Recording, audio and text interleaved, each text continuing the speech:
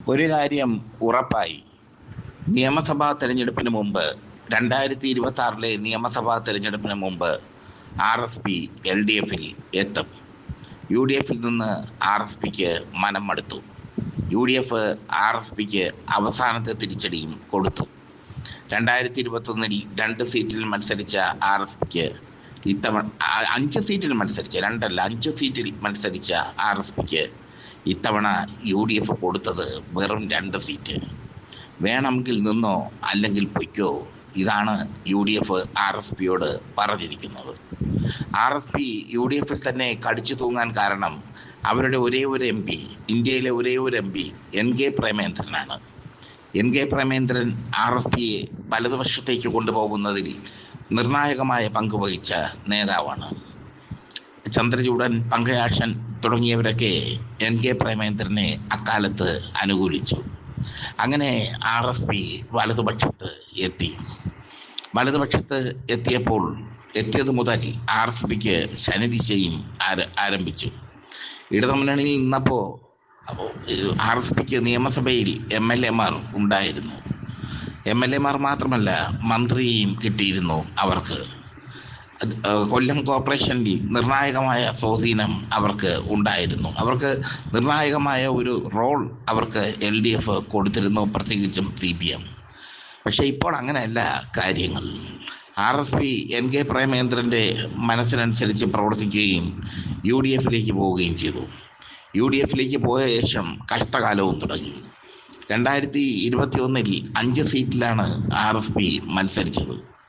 5 സീറ്റിലും RSP പരാജയപ്പെട്ടു. അതിലേറ്റവും ശ്രദ്ധേയമായ പരാജയം ചവറ നിയമസഭാ മണ്ഡലത്തിൽ മത്സരിച്ച ഷിബു ബേബി ജോണിൻ്റെ പരാജയമാണ്. ഷിബു ബേബി ജോൺ സുജിത് വിജയൻ പിള്ളയോട് പരാജയപ്പെട്ടു, ഡോക്ടർ സുജിത് വിജയൻ പിള്ളയോട്. ആ പരാജയത്തിൻ്റെ മുറിവ് ഷിബു ബേബി ജോണിൻ്റെ ഉള്ളിൽ ഇപ്പോഴുമുണ്ട്. ഇനിയും വലതുപക്ഷത്ത് അല്ലെങ്കിൽ UDFിനോടൊപ്പം നിന്നിട്ട് കാര്യമില്ലെന്നും ഇടതുപക്ഷത്തേക്ക് പോകണമെന്നും തീരുമാനമെടുത്തിരിക്കുന്നത് ഷിബു ബേബി ജോണാണ്. LDF ആകട്ടെ ഒരു ഡിമാൻഡും കൂടാതെ RSPയെ സ്വീകരിക്കുകയും ചെയ്യും.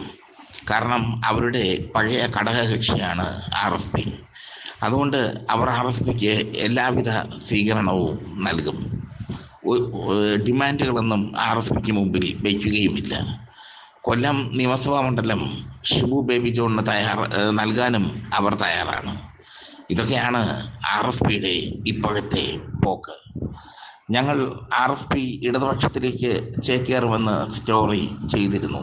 1 അല്ല 2 സ്റ്റോറി കാര്യകാരണങ്ങൾ ചൂണ്ടിക്കാട്ടി ചെയ്തിരുന്നു. അപ്പോഴൊക്കെ അങ്ങനെ സംഭവിക്കുമോ, അങ്ങനെ സംഭവിക്കില്ല എന്നൊക്കെ പറഞ്ഞ് ചില ആൾക്കാർ വന്നു. പക്ഷേ ഇപ്പോൾ അത് സംഭവിക്കാൻ പോവുകയാണ്. നിയമസഭാ തിരഞ്ഞെടുപ്പിന് മുമ്പ് തന്നെ അത് സംഭവിക്കും. UDFിൽ നിന്നതുകൊണ്ട് വലിയ പ്രയോജനമൊന്നുമില്ലെന്ന് RSP നേതാക്കൾ മനസ്സിലാക്കി. ഇപ്പോൾ ആകെ മൊത്തം UDFിൽ നിന്നതുകൊണ്ട് പ്രയോജനമുണ്ടാകുന്നത് NK പ്രേമേന്ദ്രന് മാത്രമാണ്. RSP നിലനിൽക്കുന്നത് NK പ്രേമേന്ദ്രൻ എന്ന ഒറ്റ MP അല്ല എന്ന് അദ്ദേഹത്തെ എതിർക്കുന്നവർ പറയുന്നു. RSPക്ക് MLA മാർ വേണം. MLA മാർ ഉണ്ടായാൽ മാത്രമേ RSP രക്ഷപ്പെടുകയുള്ളൂ. 2014 മുമ്പ് LDFിൽ നിന്ന കാലം വരെ RSPക്ക് ശുക്രദശയായിരുന്നു. RSPയുടെ പുഷ്കരകാലമായിരുന്നു. LDF RSPക്ക് കൊല്ലം കോർപ്പറേഷനിലെ ഡെപ്യൂട്ടി മേയർ സ്ഥാനമടക്കം എല്ലാം കൊടുത്തു. പക്ഷേ RSP പ്രേമേന്ദ്രൻ എന്ന ഒറ്റ വ്യക്തിയുടെ കുതന്ത്രത്തിൽ വീണു. പ്രേമേന്ദ്രന് അനുകൂലമായി പങ്കജാക്ഷനും ചന്ദ്രചൂഡനും TJ ചന്ദ്രചൂഡനും നിന്നു. അത് വലിയൊരു തകർച്ചയിലേക്ക് പോവുകയും ചെയ്തു. എന്തായാലും ഷിബു ബേബി ജോൺ അടക്കമുള്ള നേതാക്കൾ ഇടതുപക്ഷത്തേക്ക് പോകാൻ പായും തലങ്ങണിയും എടുത്ത് നിൽക്കുകയാണ്. അല്ലാതെ രക്ഷയില്ല എന്നവർ തിരിച്ചറിഞ്ഞിരിക്കുന്നു. അല്ലാതെ ഒരു രക്ഷയുമില്ല. കാരണം UDF ഇപ്പോൾ സീറ്റും വെട്ടി കുറച്ചിരിക്കുന്നു. വെറും 2 സീറ്റ്. ആ 2 സീറ്റ് ജയിക്കാൻ പറ്റാത്ത സ്ഥലങ്ങളിൽ നൽകുകയും ചെയ്യും. ഒന്ന് ചവറയിൽ നൽകും, മറ്റൊന്ന് കൊല്ലത്തെ ഏതെങ്കിലും ഒരു മണ്ഡലം, കുന്നത്തൂരോ ഇരവിപുരത്തോ നൽകും. ഒരു പ്രയോജനവുമില്ല. സ്വാഭാവികമായും തോൽക്കും. ഇനി നിയമസഭയിൽ MLA വേണം എന്ന് RSP തീരുമാനിച്ചിരിക്കുന്നു. UDF കൂടെ നിന്നാൽ MLA സ്ഥാനം കിട്ടില്ല എന്നും അവർ തിരിച്ചറിഞ്ഞിരിക്കുന്നു. ഇങ്ങനെയുള്ള തിരിച്ചറിവുകളാണ് നല്ലത്. കാരണം LDF നിന്ന് സകല സുഖ സൗഭാഗ്യങ്ങളും ആസ്വദിച്ച പാർട്ടിയാണ് RSP. ഇടതുപക്ഷ മനസ്സുള്ള പാർട്ടിയായിരുന്നു RSP.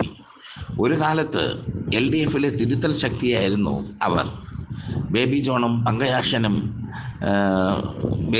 പങ്കജാക്ഷനും TJ ചന്ദ്രചൂഡനും അടക്കമുള്ള പ്രമുഖർ നയിച്ച പാർട്ടി. ആ പ്രമുഖർ നയിച്ച പാർട്ടിക്ക് ഒരുപാട് റെസ്പെക്റ്റ്, ബഹുമാനം ഇടതുപക്ഷ സമൂഹം നൽകി. ആളില്ലെങ്കിലും ആദർശമുള്ള പാർട്ടിയായി RSPയെ കണക്കാക്കി. പക്ഷേ ഇപ്പോൾ ആളുമില്ല, ആദർശവുമില്ല. നിയമസഭയിൽ MLA ബുദ്ധിമുട്ട് അവർ ഇപ്പോൾ തിരിച്ചറിയുന്നു.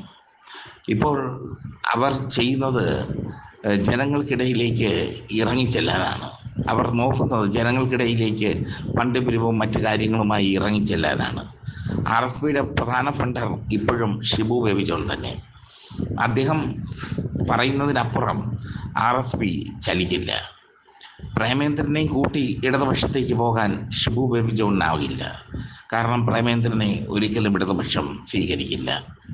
തങ്ങൾക്കൊപ്പം നിന്ന RSPയെ തങ്ങളിൽ നിന്ന് അടർത്തിക്കൊണ്ടുപോയത് പ്രേമചന്ദ്രൻ്റെ പാർലമെൻ്ററി വ്യാമോഹമാണെന്ന് CPMന് അറിയാം.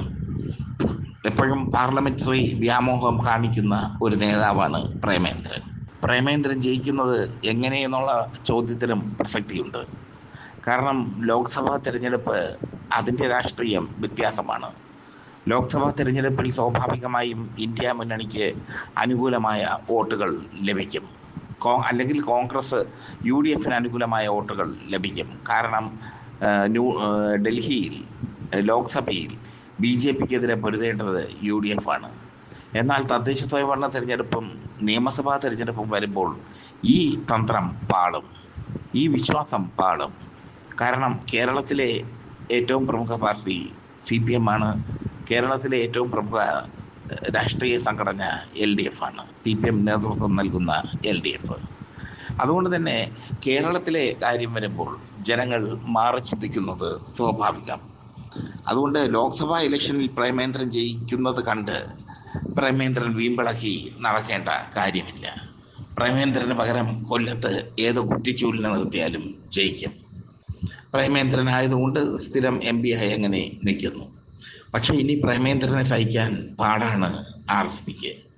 എന്തായാലും അടുത്ത നിയമസഭാ തെരഞ്ഞെടുപ്പിന് മുമ്പ് 2026 മുമ്പ് RSP LDFിലേക്ക് ചേക്കേറുമ്പോൾ ഇടങ്കോലായി നിൽക്കുന്ന പ്രേമചന്ദ്രനും ടീമും അദ്ദേഹത്തിൻ്റെ കൂടെയുള്ള 2-3 നേതാക്കളും UDFിൽ തന്നെ തുടരും.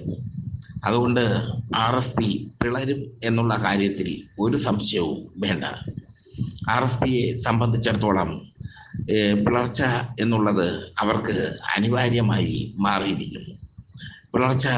പിളർപ്പ് എന്നുള്ളത് അവരുടെ രാഷ്ട്രീയ ആശയത്തെ സംബന്ധിച്ചിടത്തോളം അനിവാര്യമായ ഘടകമായി മാറിയിരിക്കുന്നു. എന്തായാലും RSPക്ക് ഇപ്പോൾ നല്ല ബുദ്ധി ഉദിച്ചു. പ്രേമേന്ദ്രന് നല്ല ബുദ്ധി ഉദിച്ചില്ലെങ്കിലും RSPക്ക് നല്ല ബുദ്ധി ഉദിച്ചു. ഷിബു ബേബി ജോണിനും മറ്റ് നേതാക്കൾക്കും ഒക്കെ കാര്യം മനസ്സിലായി. ഇനി UDFിൽ പാങ്കട കിടന്നിട്ട് കാര്യമില്ല. ആ പായും തലങ്ങണയും എടുക്കാം. വെറും 2 സീറ്റിലേക്ക് UDF ഒതുക്കി നാണം കെടുന്നതിന് മുമ്പ് LDFിൽ എത്താം. 5 സീറ്റുമായി ഷൈൻ ചെയ്യാം. എന്തായാലും RSP LDFിലേക്ക് അത് 2026 നിയമസഭാ തെരഞ്ഞെടുപ്പിന് മുമ്പ് തന്നെ സംഭവിക്കും.